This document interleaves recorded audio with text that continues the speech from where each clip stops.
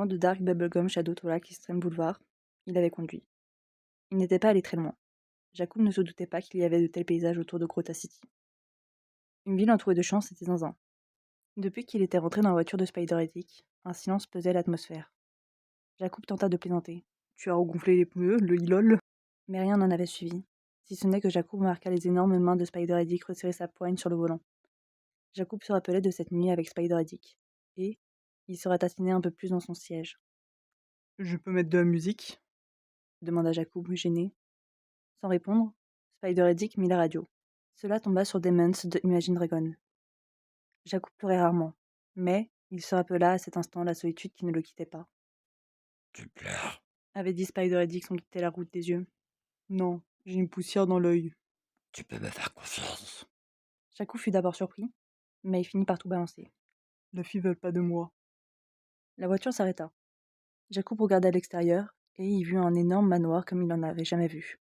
Tiens, suis-moi. Je vais t'emmener à mon endroit préféré. Chuchota Spider-Edic de sa honey voice. Il guida Jacob dans un jardin de 3 hectares, où l'on pouvait voir une piscine en forme de baleine, un sauna, un terrain de tennis, de golf et de foot, un marché de Noël, une salle de cinéma, une salle de concert où jouait Laurent Foulzy, et un potager.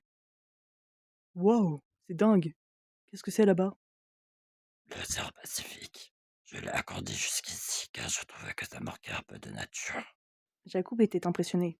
Il en avait même oublié sa Sadness and Darkness and Messy Boy d'antan. Spider-Edic invita Jacob à s'asseoir sur l'arbre. Tu sais, les filles ne veulent peut-être pas de toi, mais moi, si.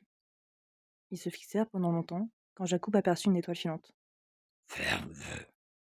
L'encouragea Spider-Edic. Alors Jacob ferma les yeux. T'as pas rêvé de moi, j'espère. Non, Même pas un peu. non, Quel est ton rêve alors? d'avoir un sang ferme. Qu'en a-t-il du deuxième? J'aime penser que je l'aurai après avoir vu une deuxième étoile filante. Et à cet instant précis, une deuxième étoile filante passa. On dirait que tu es chanceux. Pouffa Spider-Edic de son air rauque. Maintenant il ne manque plus qu'un troisième pour la taille. Ah, j'aime ta philosophie. Spider-Edic avait murmuré en s'approchant dangereusement de Jacob. Rentrons, Spider-Edic. J'ai soif.